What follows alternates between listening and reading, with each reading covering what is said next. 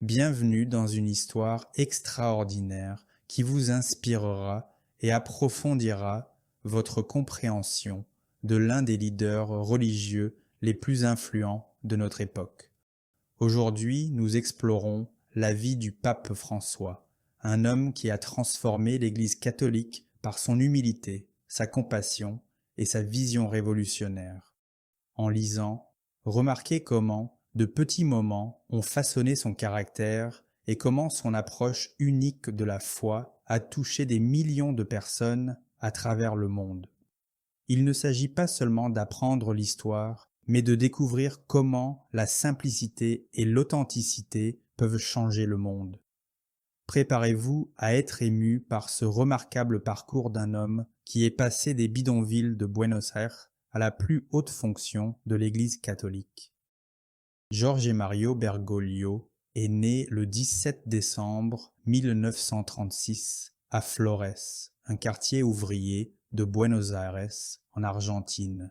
Ses parents, Mario José Bergoglio et Regina Maria Sivori, étaient des immigrants italiens qui avaient fui le régime fasciste de Mussolini à la recherche d'une vie meilleure.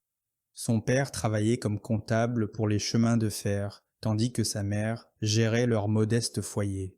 La famille n'était en aucun cas riche. Ils vivaient dans une maison simple et pratiquaient la frugalité en toutes choses. Dès ses premiers jours, le jeune Georges a été témoin de la dignité du travail honnête et de la valeur de vivre sans excès.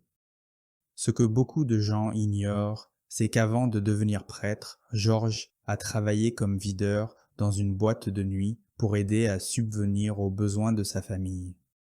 Oui, le futur pape se tenait autrefois aux portes des clubs pour décider qui pouvait entrer.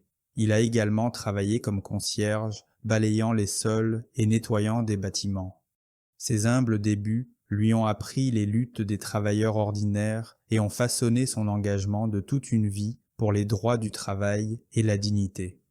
Des années plus tard, en tant que pape, il dirait souvent « Il n'y a pas de pire pauvreté matérielle que celle qui ne vous permet pas de gagner votre pain et vous prive de la dignité du travail. » Quand Jorge avait 21 ans, quelque chose s'est produit qui allait changer sa vie à jamais. En marchant dans les rues de Buenos Aires pour célébrer le jour du printemps, il ressentit une étrange et puissante envie d'entrer dans une église qu'il passait. À l'intérieur, il rencontra un prêtre qu'il n'avait jamais rencontré auparavant et décida de se confesser. Quelque chose dans la compassion de ce prêtre anonyme a profondément ému le jeune homme. Jorge décrirait plus tard ce moment comme une rencontre avec la miséricorde de Dieu qui l'avait complètement transformé. Cette confession a changé ma vie, se rappellerait-il des décennies plus tard. C'était la surprise, l'étonnement d'une rencontre fortuite. Peu après cette expérience, George est entré au séminaire, commençant son chemin vers la prêtrise. Cependant, son parcours n'a pas toujours été facile.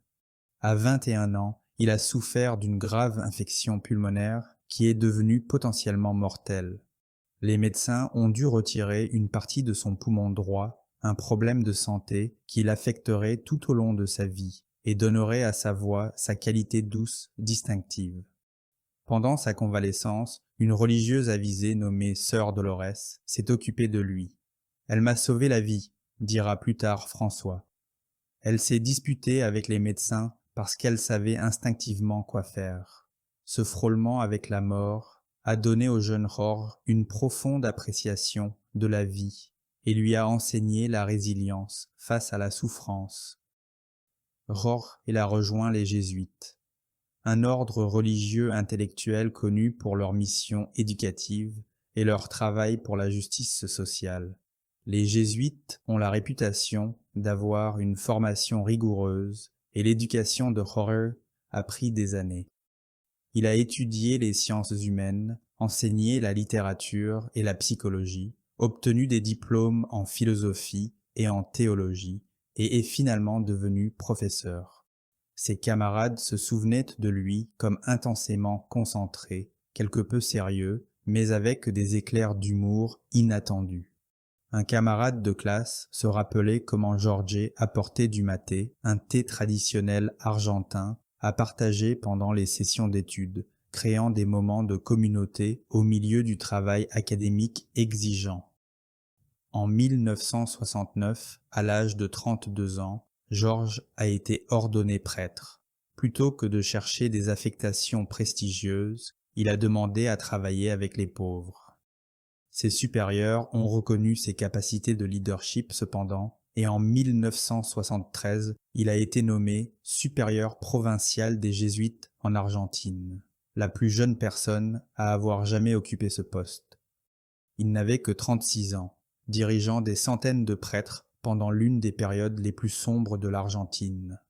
Les années 1970 ont été tumultueuses en Argentine.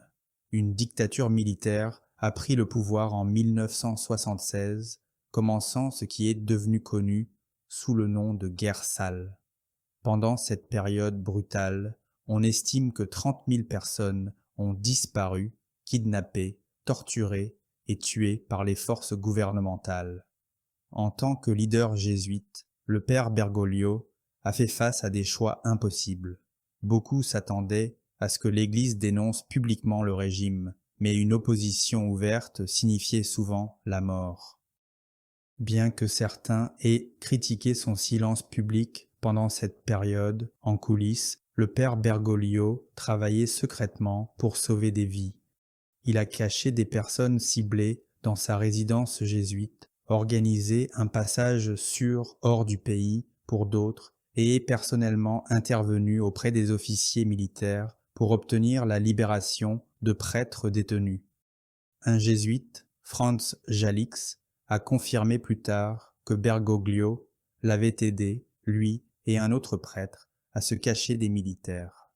Ces expériences ont façonné la compréhension de Bergoglio du pouvoir, de la politique et des défis moraux complexes auxquels les leaders religieux sont confrontés.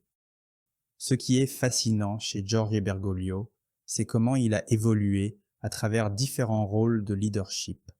En 1992, il a été nommé évêque auxiliaire de Buenos Aires et en 1998, il est devenu archevêque.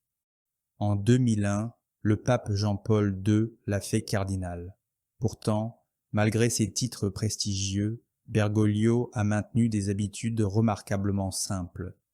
Il vivait dans un petit appartement au lieu de la résidence ornée de l'archevêque, cuisinait ses propres repas et prenait les bus publics autour de la ville.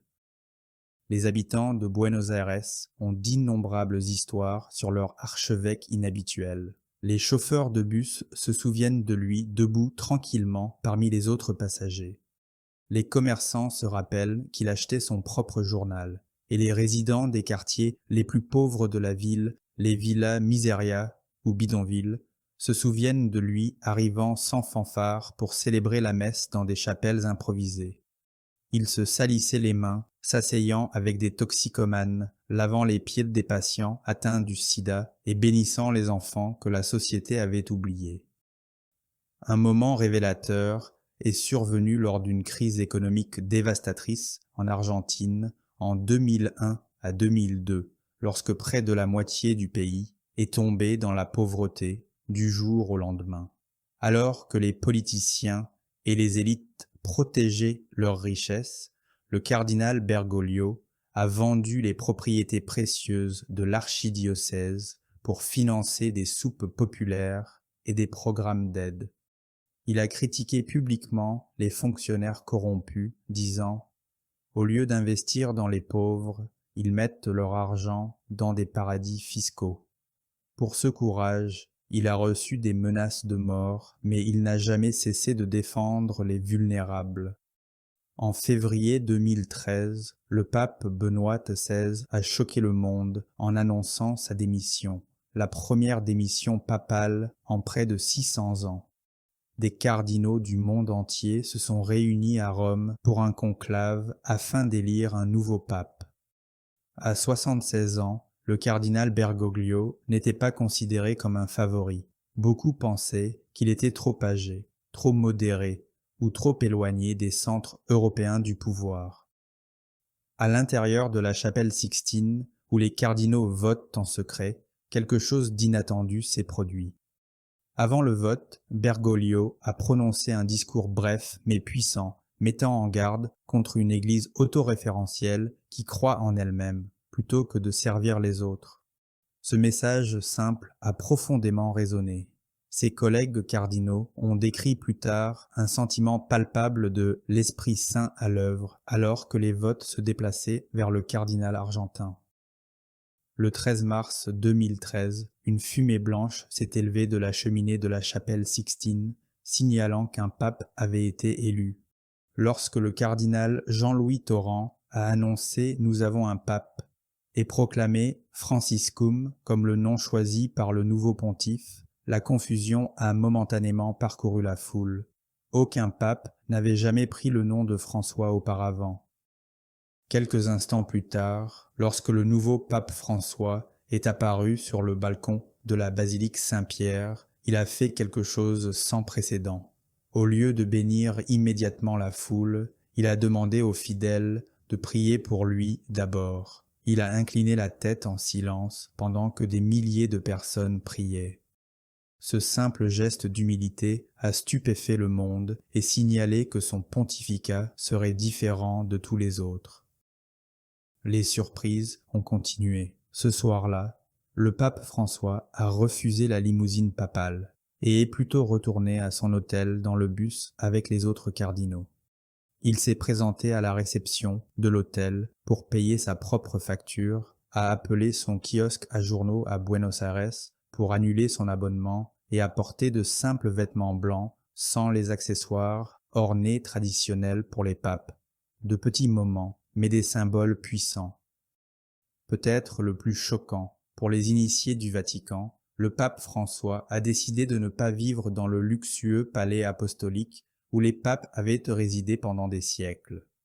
Au lieu de cela, il a choisi de rester dans la maison d'hôte du Vatican, Casa Santa Marta, expliquant qu'il avait besoin de communauté et ne pouvait pas vivre dans l'isolement. « Je suis psychologiquement incapable de vivre seul », a-t-il admis avec sa franchise caractéristique. Cette décision signifiait prendre des repas avec des employés ordinaires du Vatican et des prêtres, maintenir une routine normale et rester connecté aux préoccupations quotidiennes. Dans ses premières semaines en tant que pape, François a lavé les pieds de jeunes détenus, y compris des musulmans et des femmes, rompant avec une tradition qui n'incluait auparavant que des hommes catholiques. Il a embrassé un homme aux graves déformations faciales lors d'une audience publique, une image devenue virale comme représentation de sa compassion. Il portait sa propre mallette, passait ses propres appels téléphoniques et se déplaçait dans la cité du Vatican dans une modeste Ford Focus plutôt que dans des véhicules de luxe.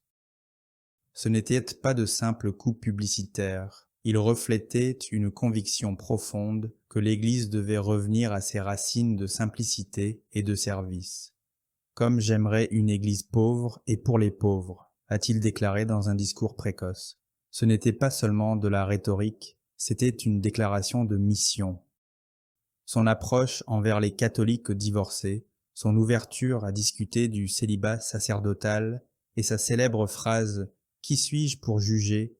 concernant les prêtres homosexuels qui cherchent fidèlement Dieu ont suscité des débats dans les cercles de l'Église.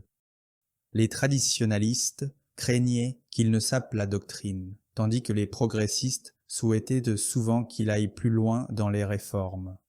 François lui-même semblait indifférent à ces étiquettes, se concentrant plutôt sur ce qu'il appelait la joie de l'Évangile et la mission de l'Église de guérir les blessures.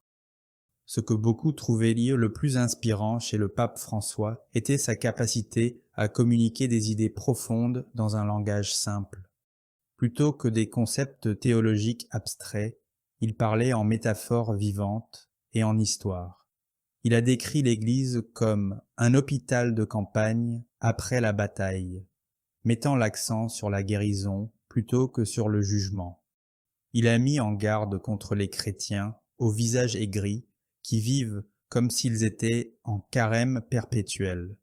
et il a comparé l'Église à une mère qui ne ferme jamais la porte de sa maison à ses enfants.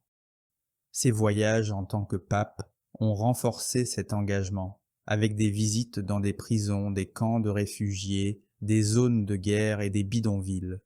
En 2015, il a été le premier pape à s'adresser au Congrès américain.